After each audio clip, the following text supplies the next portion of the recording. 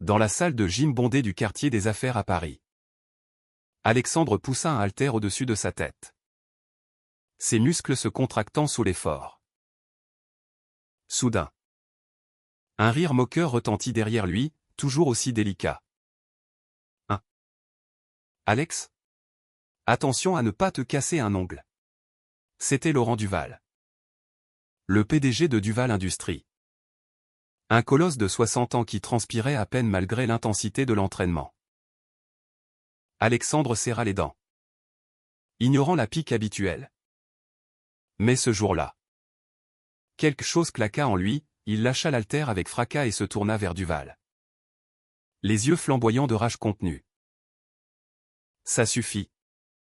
Monsieur Duval. Si vous continuez comme ça, je refuse de vous entraîner plus longtemps. Les mots sortirent d'une traite, surprenant même Alexandre. Duval, habitué à dominer, s'immobilisa. Son visage rougissant non pas de l'effort physique, mais d'une colère naissante. Autour d'eux, les autres clients jetèrent des regards discrets, l'atmosphère se chargeant d'une tension palpable. Alexandre, 28 ans. Entraîneur personnel depuis 5 ans. Avait supporté ces railleries homophobes pendant des mois. Duval, veuf fortuné et père de 2 enfants adultes, semblait prendre un malin plaisir à le tourmenter lors de leurs séances privées. Comme si tester les limites d'Alexandre faisait partie de son rituel quotidien. Ce soir-là, rentrant chez lui dans son petit appartement du Marais, Alexandre repensa à cette confrontation. Julien, son compagnon depuis 2 ans, l'attendait avec un dîner improvisé. Julien, 30 ans, travaillait comme analyste financier dans une banque voisine, sensible et introspectif. Il contrastait avec l'énergie brute d'Alexandre. « Qu'est-ce qui s'est passé? Tu as l'air épuisé, demanda Julien en l'embrassant doucement. Alexandre s'assit, les épaules voûtées. Duval m'a encore lancé une de ses blagues pourries sur les gays. J'ai craqué. Je lui ai dit que j'arrêtais. Julien fronça les sourcils. Inquiet. Et il a réagi comment? Il a ri. Comme d'habitude. Mais il y avait quelque chose de différent dans son regard. De la surprise. Peut-être même du respect. Ou de la peur. Le lendemain matin, Alexandre reçut un appel de l'assistante de Duval. Monsieur Duval insiste pour que vous veniez à son bureau aujourd'hui. C'est urgent. Intrigué et un peu anxieux, Alexandre se rendit au siège de Duval Industries. Une tour de verre imposante surplombant la scène. Duval l'accueillit dans son bureau panoramique. Un havre de luxe avec des meubles en acajou et des tableaux abstraits au mur. Asseyez-vous. Alex, dit Duval d'un ton inhabituellement calme. Alexandre obéit, se demandant si c'était pour une réprimande ou pire, un licenciement verbal. Mais Duval le surprit, hier. Vous avez eu raison de me remettre à ma place. Je m'excuse. Ces blagues. C'était stupide. Une façon maladroite de tester les gens. Alexandre cligna des yeux. Déconcerté.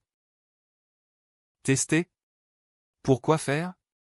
Duval se leva, marchant vers la fenêtre. Ma vie n'a pas été facile. Vous savez. J'ai bâti cette entreprise de rien. Élevé 2 enfants après la mort de ma femme. Mais j'ai des regrets. Des secrets.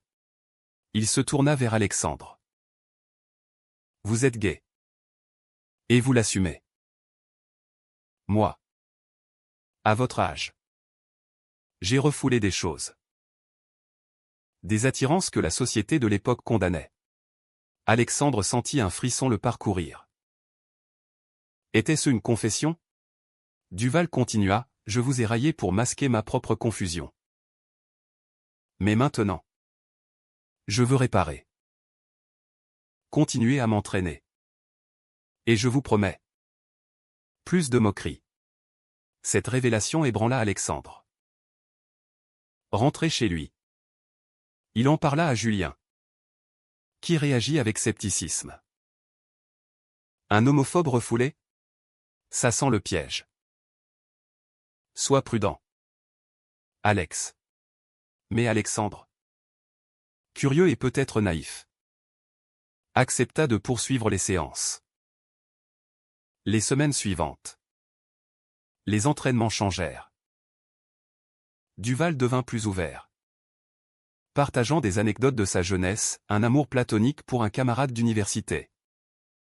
Étouffé par la peur du scandale. Alexandre, à son tour, parla de ses propres luttes, le coming out difficile à ses parents conservateurs, qu'il avait renié pendant des années. Une étrange complicité naquit, faite de sueur et de confidence. Pourtant, les tensions familiales de Duval surgissaient. Sa fille aînée, Claire, 35 ans, dirigeait le département marketing de l'entreprise. Elle remarqua les changements chez son père, plus distant, plus pensif. Un soir, lors d'un dîner familial, elle l'interrogea, « Papa, qui est cet entraîneur que tu vois si souvent? On dirait que tu passes plus de temps avec lui qu'avec nous. » Duval balaya la question d'un geste.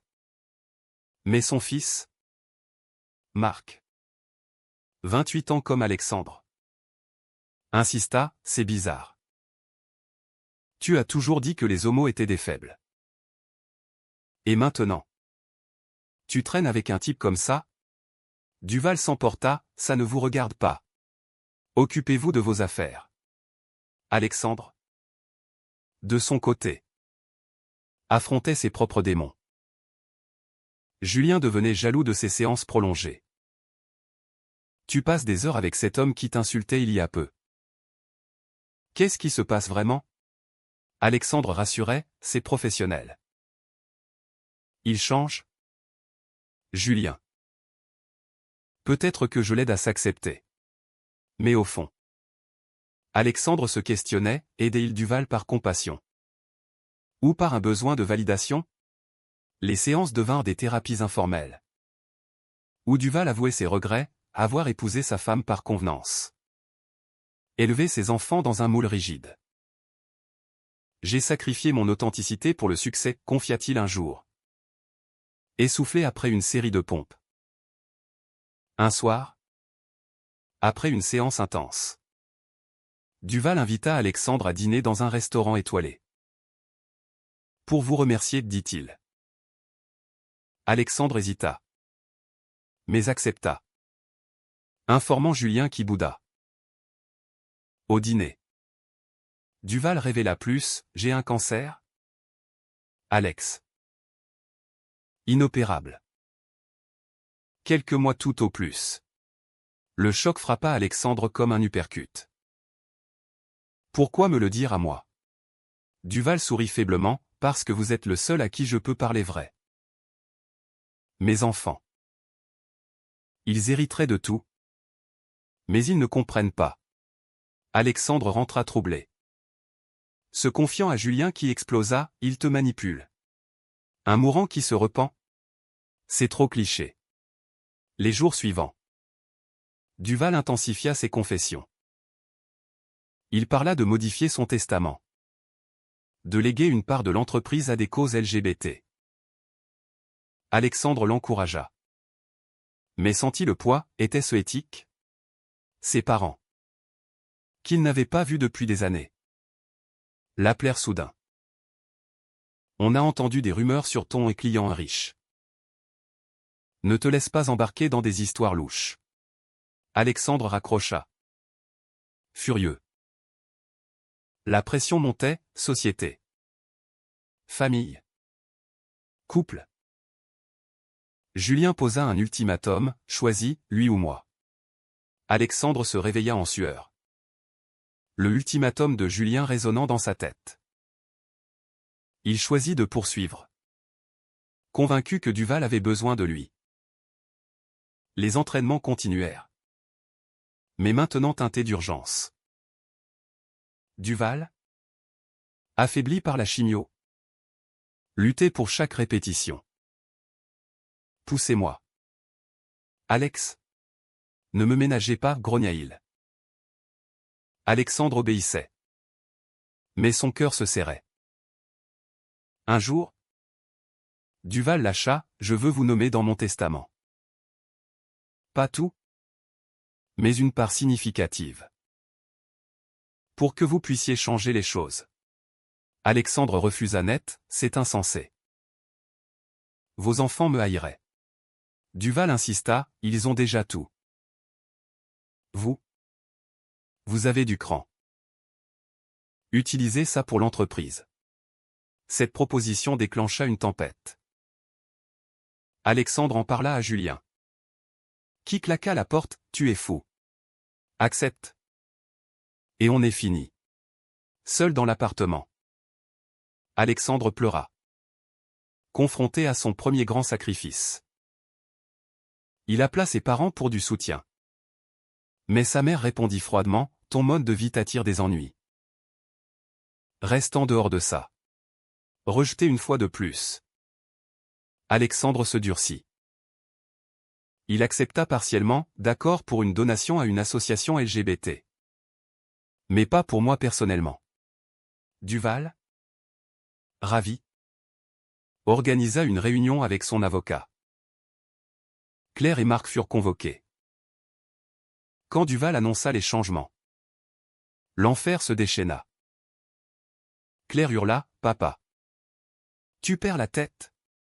Légué à un inconnu gay. C'est du chantage émotionnel. Marc. Plus calculateur. Menaça, on contestera le testament. Tu es sous influence. Duval tint bon, c'est ma décision. Alex m'a ouvert les yeux sur qui j'étais vraiment. Alexandre. Présent comme témoin. Sentit les regards assassins. Sortant de la réunion. Marc l'accosta dans le couloir, toi. Le PD. Tu crois pouvoir voler notre héritage? Je te détruirai. La menace pesa sur Alexandre. Au gym. Des clients murmurèrent, rumeur de scandale chez Duval Industries. Julien. Revenu temporairement. Averti, arrête tout. Pense à nous. Mais Alexandre. Piqué par l'injustice. Persévéra. Il organisa une séance spéciale avec Duval dans un parc. Loin des regards. Là, Duval confia son plus grand secret, j'ai aimé un homme. Autrefois. Il s'appelait Pierre. On s'est séparés par peur. J'ai regretté toute ma vie. Alexandre. Ému. Partagea son histoire avec Julien, comment ils s'étaient rencontrés dans un bar. Défiant les normes. Pourtant. La trahison vint de l'intérieur. Claire. Fouillant les affaires de son père. Trouva des emails entre Duval et Alexandre ou des échanges platoniques. Mais ambigus aux yeux d'une famille conservatrice. Elle les envoya à la presse, le PDG de Duval Industries influencé par son entraîneur homosexuel. Le scandale éclata. Alexandre fut harcelé par des journalistes. Son gym déserté. Julien. Sous pression au travail. Craqua, je ne peux plus. C'est trop. Il partit, laissant Alexandre seul avec ses choix. Déterminé. Alexandre confronta Duval à l'hôpital. Votre famille me détruit. Était-ce le prix? Duval? Pas les brancher à des machines. Murmura, je suis désolé. Mais vous m'avez libéré. Tenez bon. Alexandre sortit. Le cœur lourd. Ses parents l'appelèrent enfin.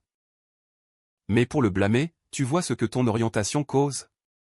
Il raccrocha, se jurant de ne plus plier. Les semaines passèrent en tourmente.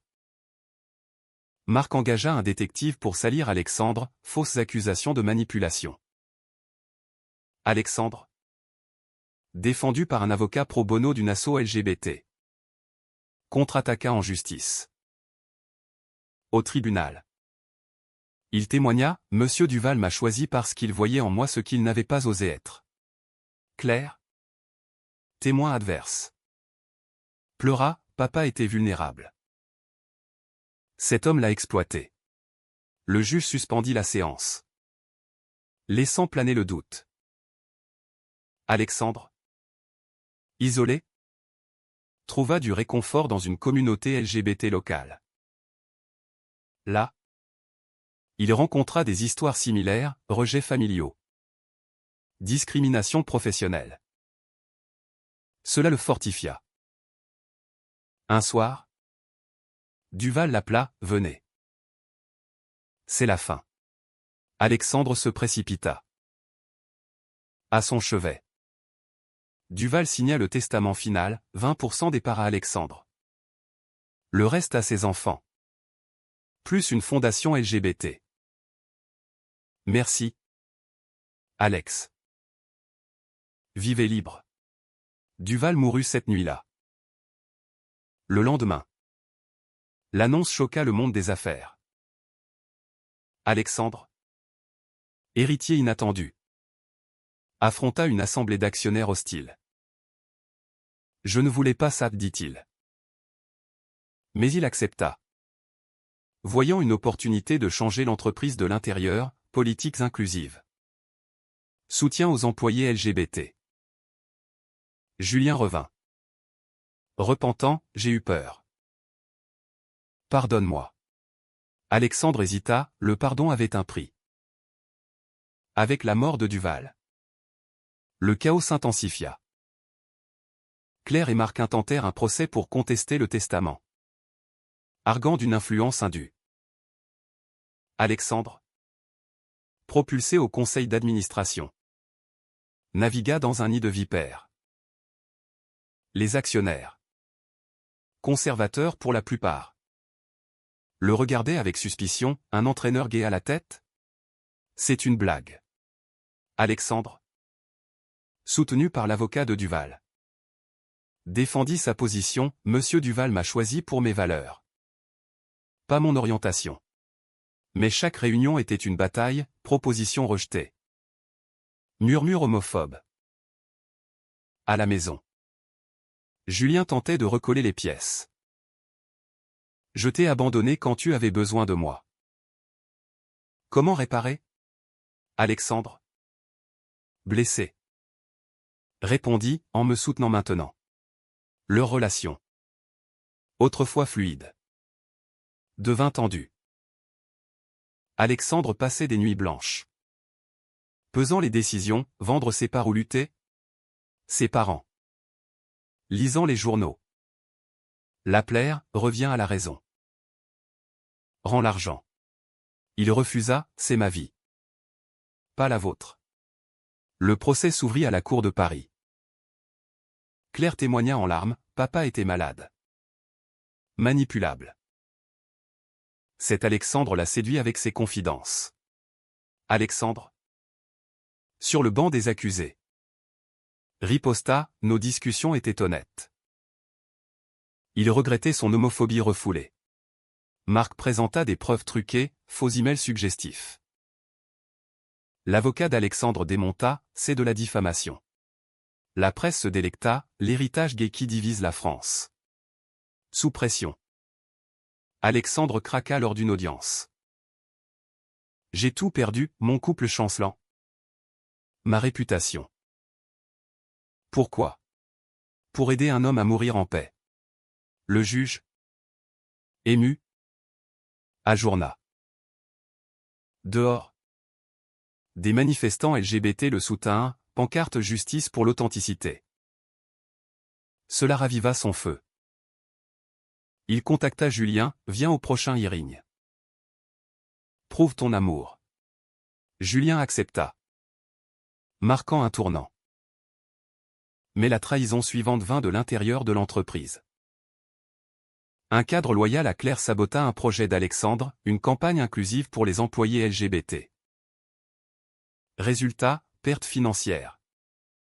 Blâmé sur Alexandre. Au conseil. On vota sa destitution. Désespéré. Alexandre enquêta. Découvrant le sabotage. Il confronta Claire en privé. Pourquoi tant de haine? Votre père voulait la paix. Claire? Brisée. Avoua, j'ai peur. Peur que papa n'ait jamais été qui il prétendait. Que notre famille soit un mensonge. Cette confession humaine toucha Alexandre. Il proposa un compromis, garder ses parts. Mais céder la direction à Claire si elle implémentait des réformes inclusives. Marc refusa. Furieux. Le procès reprit. Avec Julien témoignant pour Alexandre, il n'a jamais cherché l'argent. C'est un homme intègre. Le juge trancha, testament valide. Mais avec médiation familiale. Alexandre, victorieux mais épuisé, rentra. Julien l'attendait avec un dîner. Je suis fier de toi. Ils se réconcilièrent. Mais Alexandre savait, la confiance brisée laissait des cicatrices. Ses parents, voyant la couverture médiatique positive, tendirent une main. On veut comprendre. Alexandre accepta une rencontre prudente. L'entreprise changea sous son influence, formations antidiscrimination. Partenariat avec associations LGBT. Mais le prix était élevé, amis perdus. Santé mentale ébranlée. Un soir, Alexandre visita la tombe de Duval. Était-ce ça que vous vouliez? Tant de douleur pour un peu de vérité? Les mois passèrent. Claire, forcée à coopérer, s'adoucit. Lors d'une réunion, elle admit, papa avait raison sur vous. Marc, isolé, quitta l'entreprise.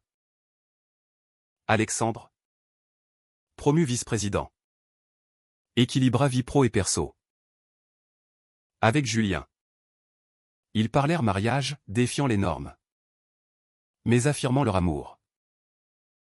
Pourtant, des ombres persistaient. Des menaces anonymes arrivaient, reliquats d'homophobie. Alexandre renforça sa résilience, devenant porte-parole pour les droits LGBT en entreprise. Ses parents vinrent à Paris, dîner tendu. Mais un début de dialogue. On t'aime. Malgré tout, dit son père. Alexandre pleura, premier pas vers la guérison. Le climax approcha lors d'une conférence d'actionnaires. Alexandre présenta un plan audacieux, diversifier Duval Industries vers des techs inclusives. Avec focus sur la communauté LGBT. Claire soutint. Marc absent. Mais un actionnaire conservateur attaqua, ça va ruiner notre image. Alexandre répliqua, non. Ça la modernisera. L'authenticité paie. Le vote passa, marquant sa victoire définitive. Rentrée. Julien proposa, marions-nous. Pour sceller notre résilience. Alexandre accepta.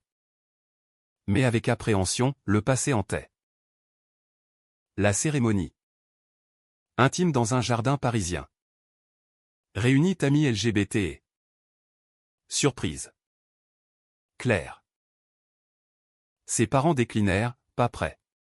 Douleur persistante. Mais Alexandre avança. Des années plus tard, Alexandre dirigeait l'entreprise avec succès. Julien et lui adoptaient un enfant, défiant les normes familiales. Claire devint alliée.